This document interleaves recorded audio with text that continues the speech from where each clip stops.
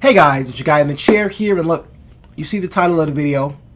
This is not clickbait, I promise you. This is a theory that has been cooking in my bones for a very long time. Wanna cook?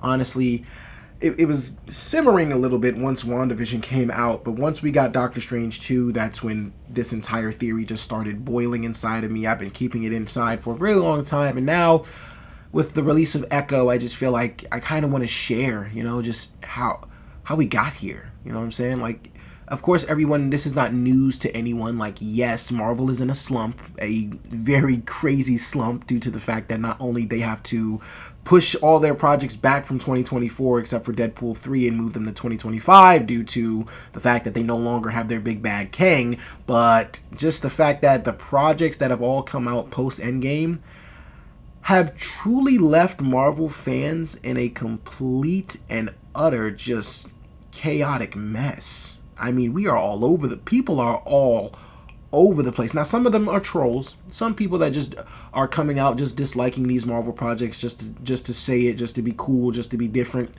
They exist. They're always going to be out there. But there are a lot of us there are a lot of us, those stay down A1 since day one fans of Marvel, who have truly just honestly have seen something that they adored so very much just become such an epitome of mediocrity and averageness and midness. It's just so sad. It's just so sad to see. I was honestly, what brought me to even making this video was I was literally like sitting here after, watching Echo, and I'm just thinking to myself, I'm like, wow. At one, like, with the inconsistency that Marvel is currently in, like the state of inconsistency it's currently in, at what point could we really look back throughout the entire MCU timeline and say this is the point where where this, slump started to happen? And looking at the timeline at its whole, which I'm definitely going to do to the best of my ability. Probably won't look at every Marvel movie here, but I'm definitely going to look at the timeline in its entirety, pre-Endgame and post-Endgame. I can point at WandaVision. WandaVision is where I would say that this Marvel slump started, and it's probably confusing a lot of you because you may take that as me saying WandaVision wasn't good or WandaVision wasn't as good as people were hyping it up to be. No, WandaVision is definitely still one of Disney Plus's best Marvel shows. It's not the best one because we still have Loki and we damn sure have Daredevil and the Punisher, but WandaVision is definitely one of the Disney Plus MCU's best shows. It was damn good. It was really an opportunity for Elizabeth Olsen to show her acting chops and really portray the character of Wanda in a way we've never seen it before, which got her all the hype surrounding her in the first place. She deserved that hype. I'm not saying any of that. But what I am saying is, with the success of that show, and how Kevin Feige just decided, oh my goodness, I can literally make anything and these people will be eating out of the palm of my hands. And he was kind of making fun of us in the process of the WandaVision show itself, but I'll get to that in a little bit. Look, Kevin Feige just after WandaVision got a little too big for his britches, and it caused the slump and the inconsistency in storytelling that we are seeing post Endgame now. Of course, to understand, how I got to this theory, I have to tell you guys where I've been. I have to give you guys a journey inside my pre-Endgame Marvel Cinematic Universe experience where I'm just going to be going over what that was like for me. Now, I apologize if I'm going to be going on a long rant about that, and I'm going to try to keep this as organized as humanly possible, but basically, to summarize the plot points, or the points I'm going to be making in this video, I'm going to start Endgame, talk about how that Marvel was just something, honestly, at this point, that feels like a dream. It feels like a fever dream at this point, but I'm going to talk about the pre-Endgame experience, then the Endgame / WandaVision event, or the Infinity War / Endgame / WandaVision event that kind of started to...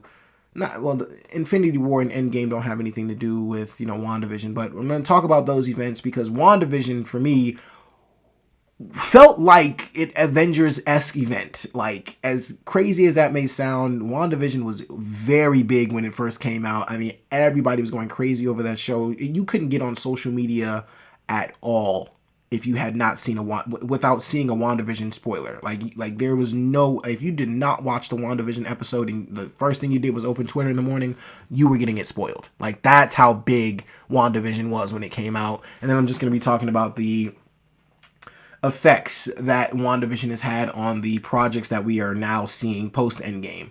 And look, like I said, let's get it started. So look, pre Endgame for me, like I said, pre Endgame at this point feels like a fever dream that is just once in a lifetime thing that you just really did not expect. And the best thing that I love about my experience pre Endgame was that I did not think that Marvel was going to get as big as it did. I like truly sitting there watching that first Iron Man film, and I watched it on the steps. That movie came out, what, 2008? I was like 10 or 11 years old, and just, I sat in a packed theater. I mean, absolutely just way overcapacitated. That's why people were sitting on the steps. I was not the only person. The entire row of steps in front of me were full. Like, everybody, like, people were legit sitting on the steps to watch this film, and not a damn person was complaining. Why? Because we were watching peak cinema at that point.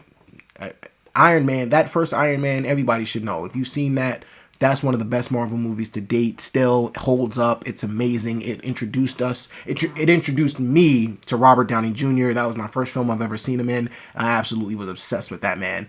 And from then on, we had it. We had the end credits scene that showed us, oh my God, they are going to bring the Avengers to the movies. They are going to be bringing this team together. And what followed was a series of films: The Incredible Hulk, Thor, Captain America: First Avenger. Then we got the Avengers movie. And at that point, a lot of us were in cinematic heaven. Like, we were being able to... Now, personally, I gotta be real with y'all. I was a Justice League kid growing up. Justice League Unlimited. Yeah, those cartoons are undefeated. Those are, like... Justice League was the shit. Like, the Avengers cartoons cannot hold up to what Justice League was. But at that point, I was more of a Justice League kid. But these movies were turning me into a Marvel nerd. These movies were turning me into a big Marvel nerd. Now, I was already a Spider-Man guy. Loved Spider-Man, but Spider-Man was not introduced just yet. So these movies were making me care about characters that I personally did not think were that cool in the first place. Like Captain America. Captain America, before I saw Captain America: The First Avenger, was so lame and just so stupid. I didn't understand what the big deal was about a guy with a shield. Didn't understand what there was to care about. Didn't understand why people thought he was so cool, why he's so important, blah, blah, blah. Plus, he had stars and stripes. I ain't care about, America, whatever. I ain't care about that much, though. Look, but then I watched the Captain America: The First Avenger, and all of a sudden, I am empathizing with a kid from Brooklyn who was a scrawny little dude, just wanted to fight in the war and prove himself, turned into a big chiseled Chris Evans, and had a friend named Bucky, a brother named Bucky, who died, fell in love with Peggy Carter, wasn't able to go on that date. You gonna be okay? Yeah, I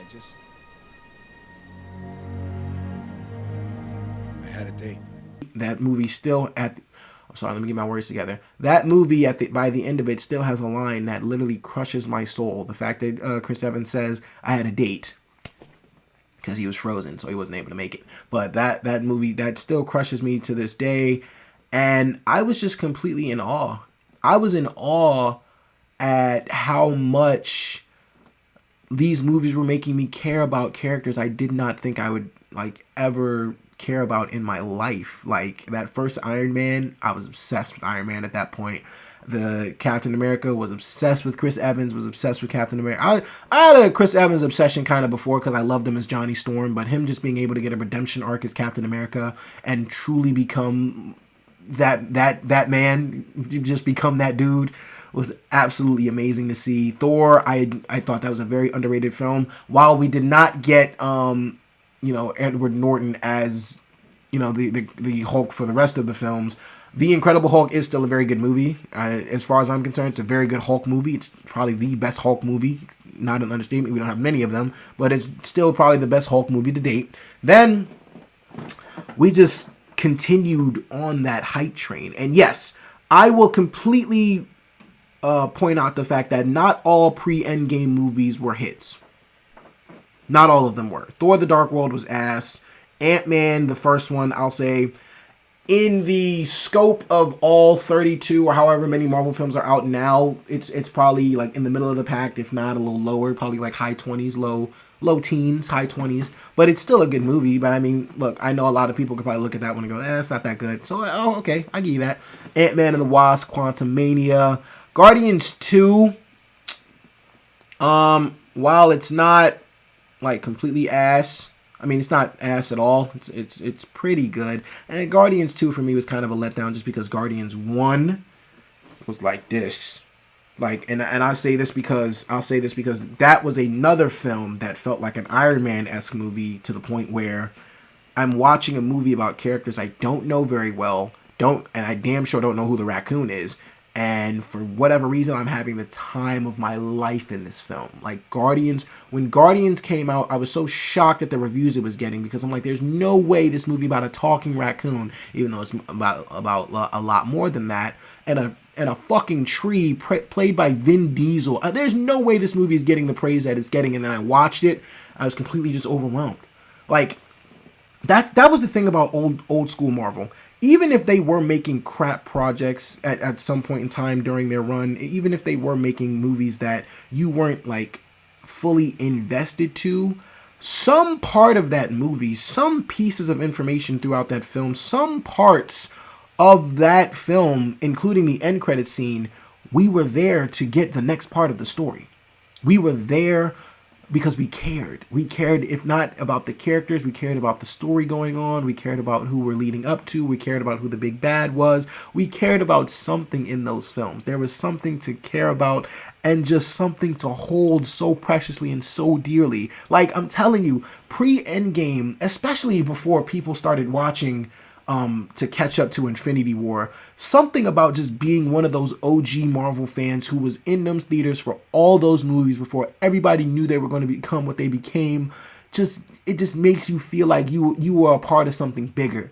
Like you were a part of something that nobody knew these movies were going to get this big. These movies were not like, I truly felt like if you are a part of that club where you've seen all the Marvel movies in theaters before they, like pre-Endgame, before they got big or to the point where they are now, then you should understand how I'm feeling. You should understand that the Marvel universe that was being built in front of you without you even knowing how big it was going to get, it was like watching just magic happen right in front of your face. Like watching true cinematic magic happen right in front of your face. And there were plenty of good superhero projects before, but it was just like, because you had Spider-Man movies, you had X-Men, you had a lot of good projects, like you had Blade, a lot of good superhero movie projects before, but never in our lives did we see something where you had to be there for every single movie to understand what's going on next. And I'm talking about separate characters, like separate character movies ending up, combining into the Avengers. Then other character movies, Avengers Age of Ultron. It's like, then other character movies, Captain America Civil War. It's like we had to be there for all of these, not only to understand what's going on in the universe itself, but to understand these characters' journeys, understand how much they've been through, understand how they're being molded into who they are by the time we get to the Infinity War and Endgame movies. It's like that 10 years of storytelling was something so magnificent, so revolutionary that it just broke my heart to see what we are getting now. It's like and it's like I said, Marvel was not perfect. They had some misses. They definitely had some misses, had some mid, but there was a point where Marvel went on a crazy streak of nothing but hits. And this may be a little out of order, but I'm just going to name the hits. Guardians of the Galaxy, Spider-Man Homecoming, Captain America Civil War, you had Black Panther, you had I already said Guardians 1. Guardians 2 is big for a lot of people. Doctor Strange to me, that's a severely underrated Marvel movie, like ridiculously underrated, and it even has a shit villain. I'll go on trial to say that Mads Mikkelsen in that movie is very wasted, but for whatever reason, Doctor Strange to me is definitely a badass movie. I love Benedict Cumberbatch as that movie. I mean, that was the thing. Like, Marvel just had this charisma about it where even if you weren't invested in the villains, the characters themselves you had a lot of fun with, and you wanted to see what happened to them next. And it was just a magical thing to be a part of, man. And then that's why I'm so passionate about it. That's why, like, a lot of people who be asking for, like, for the old Marvel back, for the peak Marvel back, like, it's very hard. I'll definitely say that it's very hard to not only recreate, but in the first place create such an immense line of peak movies. Like, the run that they had from 2016 on, or I'm sorry, maybe like 2016 on, was ridiculous. I mean, it's hard to come up with that many movies in a row, or that many great movies in a row, and just release nothing but hits. And then it was just getting so big, and then we finally got to Infinity War and Endgame, and this is where I truly believe the Marvel fandom started to take a turn, because everybody knew how big these movies were at that point. So you had a lot of people who were playing catch up, a lot of people who were trying to watch all these movies beforehand and honestly get what we were all trying to tell them years before these movies came out. Like, yo, you gotta watch these movies. They're leading up to something fucking phenomenal. Thanos is coming, blah, blah, blah. So Infinity War and Endgame kind of opened the door to a lot of new fans, and that's kind of where I feel like the Marvel fandom kind of took a turn in the first place, because a lot of these people, look, that's just kind of how I feel. It's just like, if you weren't here from the beginning for the first brick being laid, then by the time you looking at like a 30-foot statue, or by the time you're looking at something that's kind of already being molded, you can't really complain about what it's about to be turned into, because you wasn't really here. But everybody has an opinion. Everybody has a voice. All fans should be able to say something about it. But I truly think once Infinity War and Endgame came out, that's really when we started to get a lot of these trolls and a lot of people who were just trying to hate on the new projects just to hate, and, you know, just say dumb stuff like, where my old Marvel gone, when you wasn't even, man, as far as I'm concerned, for a lot of these newer Marvel fans, if you wasn't there in the theater for that first Iron Man, or if you wasn't born yet, which there's nothing you can do about that, if you wasn't there for that first Iron Man in that theater, you really shouldn't have much to say. But everybody going to have something to say regardless. But look, as far as those Infinity War and Endgame events, that was 10 years of just build up to something that we as fans honestly never thought we'd experience in theaters. Like, the level of hypeness, the cheering, the characters teaming up with each other, being able to see our favorites come together. We just never thought we'd be able to see something like that. And then after that, after post Endgame, where we got some very cinematic send-offs, we got a great storybook ending as far as I'm concerned, a great conclusion to a magnificent 10 years, and that post Endgame hype where we truly all started to ask ourselves, what's next? What direction are we going into? And when Kevin Feige had this entire new fan base to have to I don't know what the word is, but basically he had this new fan base where he had to make sure everybody felt like they were all involved at some point, and that's when these TV shows got announced. That's when WandaVision got announced. And look, like I said, WandaVision for me had Avengers-esque hype around it, not only because of just the social media buzz that it had during the 6 to 8 weeks that it was out, 6 to 8 episodes. I'm not necessarily sure how much it was, but for those 6 to 8 weeks, WandaVision had social media in a chokehold. Everybody was tweeting about WandaVision. But even before that, when WandaVision got announced, we were all kind of mixed. I mean, I wasn't complaining, because it was like, I'm already invested in Marvel so much, I'm going to watch whatever you guys put out. And a lot of us were already stuck into that, or already put into that mindset where whatever they put out, we're just going to watch. And then a lot of people were like, oh God, so now we have to keep up with TV shows just to know what's going on about a movie, blah, blah, blah. It's like, well, that's kind of how the cinematic universe works, but, you know, to each their own. But look, everybody was there watching it. When WandaVision came out, everyone watched it. And like I said, for a movie, for a TV show to get that level of hype surrounding it is when things started to go a little south for me, or when I honestly started to predict that things would go a little south. Because, look, they say too much of something is not necessarily good for you. Like, too much of one thing, too much of a good thing is just not good. At some point, you gotta be humbled. At some point, you just gotta understand that although you have just been making nothing but peak and nothing but great cinematic experiences for a lot of fans, at some point you are going to have to understand that, all right, now that we're done with something, you are starting new.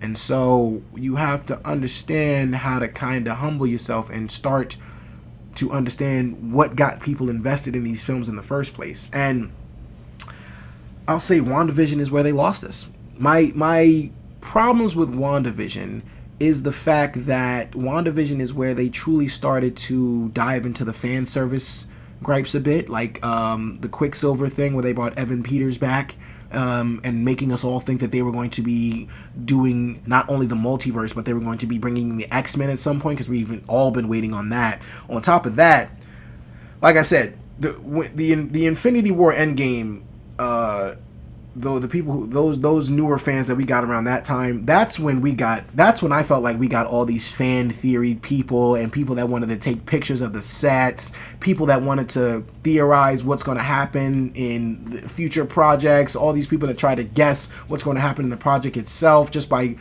taking a picture of a frame in one episode, trying to allude to what's going to happen in the next three. I mean, people just got out of hand with it. I mean, and that's not necessarily WandaVision's fault, but I mean, it's just that's the fans that came with it. But I'm saying that because we got those Metaphismo fans who kept thinking this guy was going to show up in the next like 3 to 4 Marvel projects, and it just never happened. It never happened.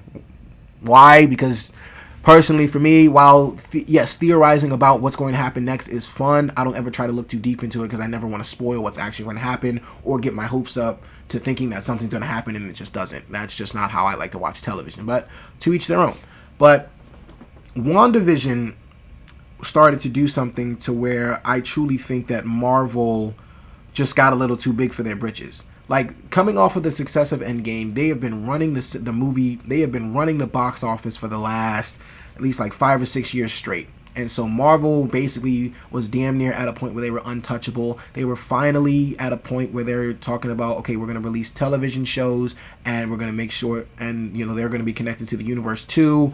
And while you know, everybody was kind of, well, not everybody, but while people were kind of like, is a TV show gonna work? Is that gonna, is that like, are you guys going to be able to handle both, like a cinematic and a TV universe? Or are they going to be able to be combined into one and still tell a very cohesive and congruent storyline as the movies were telling? WandaVision made us all believe yes. And that's my problem. WandaVision made us all believe that yes, they are still going to be able to literally just keep all the stories intact and make a congruent storyline. And while they can not only do that, but they can add Easter eggs and fun little hints and clues that allude to what they're possibly going to be doing in in future projects. It's just, like I said, something that's, I'm sorry, I'm trying to get my words together. Something that's just too big, that just gets too big, at some point gets way too out of control. And WandaVision is that point in the MCU where I feel like things just got way too big and got way too out of control, because that is the moment, because just of how big of an event that WandaVision felt like, that's where I felt like Kevin Feige truly believed that he was untouchable. He was damn near Drake at that point. I only say Drake because you know, Drake gets accused of making house music and doing all these experiments with music that ain't really hip hop or rap, and yet he's still making dumb numbers. That's the mindset that Kevin Feige was in. Kevin Feige thought he was Drake, and that, oh, so since I made WandaVision, so since WandaVision was such a mega hit, we can't do no wrong. There's absolutely nothing we can do, and there's nothing we can put out that these fans won't eat out of the palm of my hand, because WandaVision, we were literally eating out of the palm of his hand in that one. Like the Evan Peters Quicksilver cameo, everybody went dumb for that, loved it. The nobody really should have been paying attention to the Metaphismo news, but that was going crazy. The Agatha After All ordeal that was happening, I hated that. I was not a fan. Look, it was an okay part of the show, but the fact that the Agatha After All song just blew up so much, and then on top of that, they decided to make a show based on Agatha, I was like, okay. Now I think you're just getting a little too cocky for yourself. Like, now I think you truly think you can just put anything with a Marvel name on it and think we all just gonna eat it up. But that was yet to be proven. But once Doctor Strange 2 came out, that's when I started to get a little more confident in me thinking that WandaVision is probably the beginning of something that I'll say the beginning of the end, at least of the MCU that I once knew. Just because Doctor Strange 2 was literally a copy and paste blueprint of WandaVision in the sense of the Easter eggs, the cameos, the fan servicing. I mean, WandaVision had an impactful story, and WandaVision was an opportunity for Elizabeth Olsen and Paul Bettany as Vision to completely give Emmy-winning performances and give a completely heart-wrenching storyline. Like, seeing what happened to Wanda after Vision had passed away and sacrificed himself, and she came back and she didn't know how to necessarily go on with herself, so she went and did that. That was an amazing story. That was so good. I thought that was so well thought out, and Elizabeth Olsen absolutely killed it. But the fact that they took the success of that show and tried to put it into what Doctor Strange 2 was doing, I knew we were headed for a bad direction.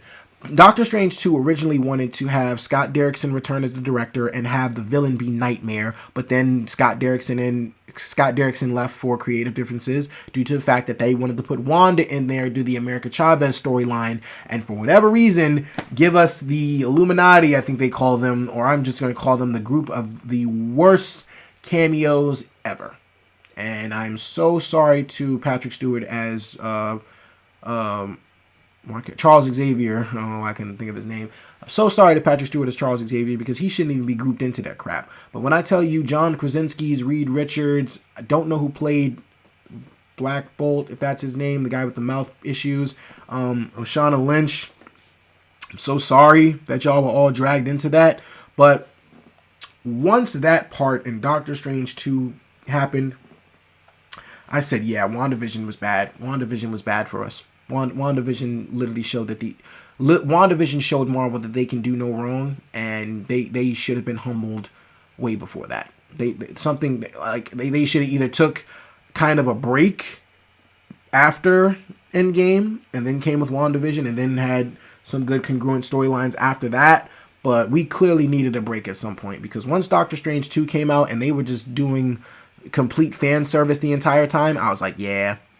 So I guess good storytelling just completely went out the door, and actually having salvageable character arcs that we just don't care about those anymore. And then honestly, even before we got to Doctor Strange 2, you had movies like The Eternals, which had honestly one of the worst received Rotten Tomatoes scores, which Rotten Tomatoes ain't the end all be all, but Eternals is not a good movie. Eternals was definitely one of those movies where we were like, okay, Marvel is losing it because this is a mess. While there are definitely good parts of that movie, just introducing 8 new people out of nowhere, y'all never did that before. While the Eternals, yes, is a group of people, never have y'all ever just threw 8 people into a movie and said, all right, we need all of them to be fleshed out as much as possible, and they have to fight a villain and have a connected storyline.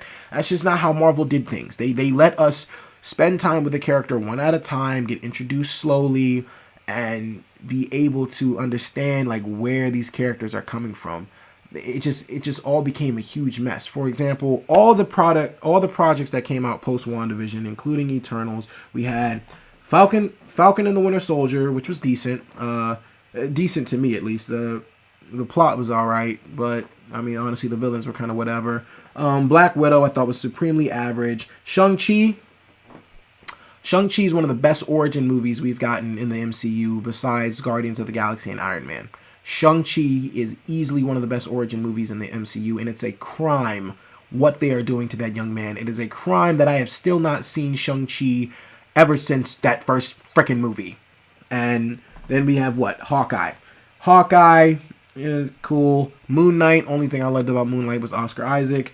Miss Marvel, I like Miss Marvel. I thought Iman Vellani did good. I didn't like the villains in that show, but I thought Iman Vellani was a superstar. Thor: Love and Thunder, ass. She-Hulk, I think people are way too harsh on that show. I honestly think She-Hulk was the breath of fresh air that Marvel kind of needed, but because people were so upset that we kept getting shit projects beforehand and not getting anything really leading to anything, She-Hulk was kind of just, making people upset. But if you truly just, sit back, relax, let your hair loose, and just watch that show for what it is, it's actually a lot of fun. Black Panther 2, I'll address that movie in a second. Ant-Man and the Wasp: Quantumania, completely ass, except for Kang. Secret Invasion, ass. The Marvels was fun, but the story overall and the villain is ass. Echo, ass. And we also got Guardians 3, but I excluded those movies because Guardians 3 and Black Panther 2 had their own agendas to fill. Guardians 3 was James Gunn's farewell, and Black Panther 2 was a tribute to Chadwick Boseman. Now, Black Panther 2 had its own agenda to fill. It was a movie where they had to have the task of making a sequel film without our king. They had to somehow make an impactful story, a story that could continue the Black Panther story without somehow having the Black Panther in it. It was a very tall, tough task for that entire cast and crew, but Ryan Coogler did the best of his ability, and he made a damn good movie, and honestly one that literally addresses the themes of grief and loss, all while still fitting very well into the MCU. I thought they did a very good job of that. And like I said, Guardians 3 was James Gunn's farewell. So, James Gunn already knew what he wanted to do with these characters. James Gunn is literally now in the head of DC's universe. He's literally the Kevin Feige of DC now. So, James Gunn was somebody who already truly did not need, assistance with that, especially the fact that he just made the Suicide Squad before, and he made Peacemaker. So, James Gunn is somebody who clearly does not need help. Not that any of these directors need help or anything like that, but it's just, after WandaVision, Kevin Feige just started to put his hands in so many of these projects, trying to think that he just knows everything, which, yes, I understand that you were put as the head of Marvel, bro, but no, you do not need to be involved in everything, because a consistent complaint that a lot of these projects post Endgame have, from Nia DaCosta's The Marvels, they honestly, a lot of them say that it's a Kevin Feige production. Kevin Feige is the person that, comes by, does so many rewrites, does so many reshoots. He wants this in the film. He doesn't want this. He wants, it's about what he wants.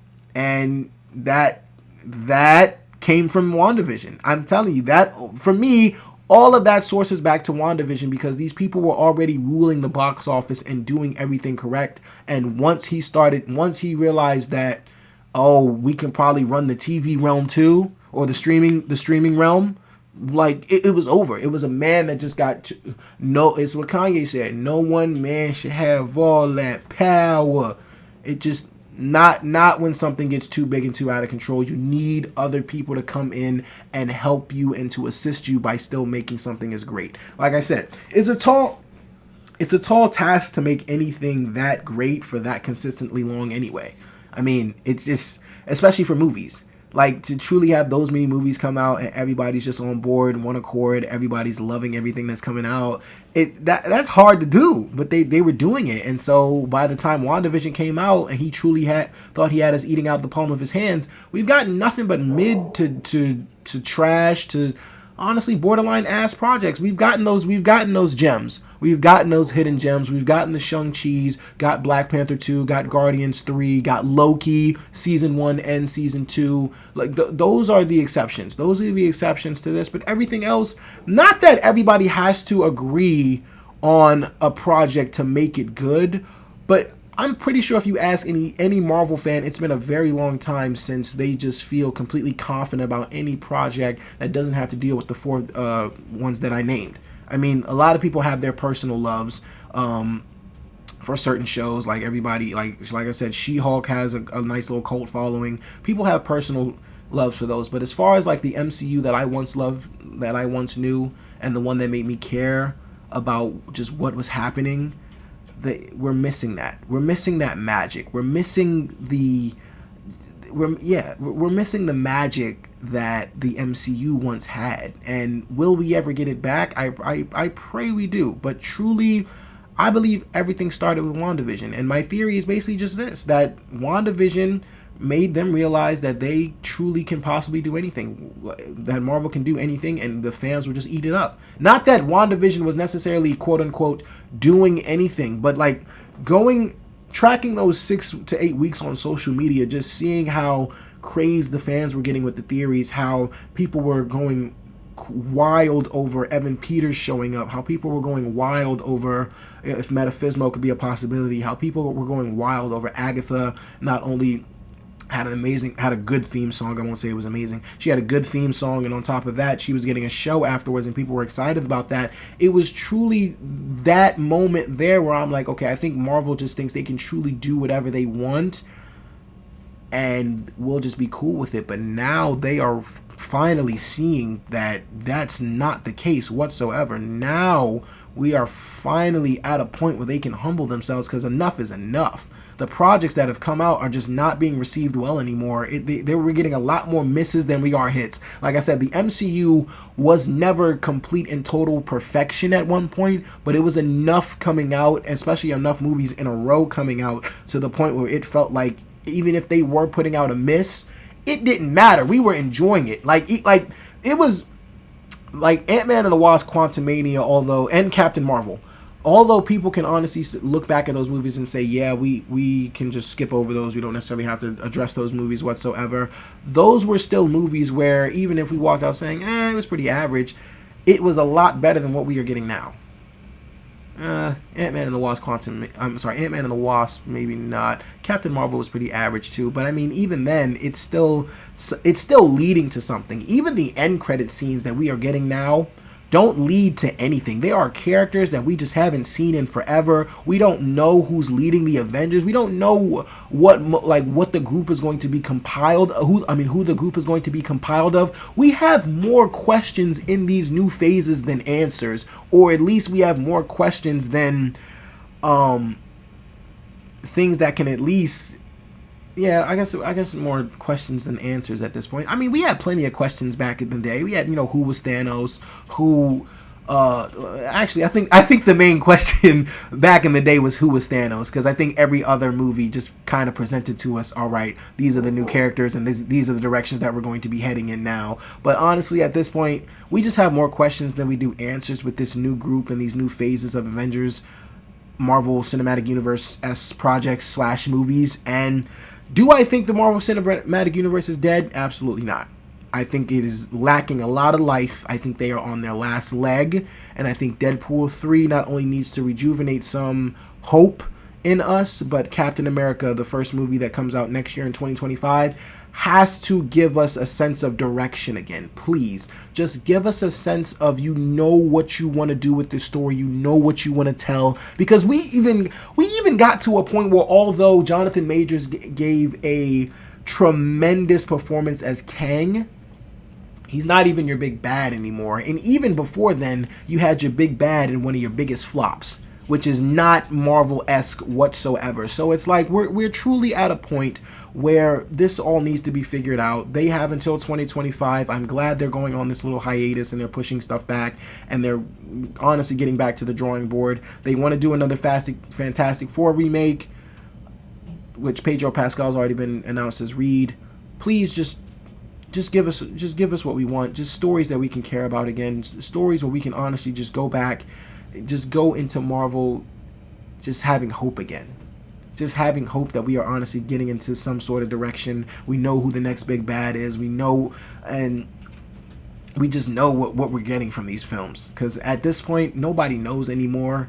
And the more projects that just keep coming out, we just keep getting disappointed. And like I said, for me, it all started at WandaVision. But, some people may have other theories as to where this all may have started. But look, guys, thank you so much for watching. I really do appreciate it. Look, in the comments below, let me know where you feel like Marvel Slump started off. It could have started off before. It could have started off before WandaVision for you. Could have started off in a few projects afterwards. But for me, this is kind of where Marvel Slump sort of began. And so those are my thoughts on it. But thank you guys so much for watching. I really do appreciate it. Be sure to like, share, subscribe, all that good stuff, and so much more. Look, this is your guy in the chair. More content coming to you soon.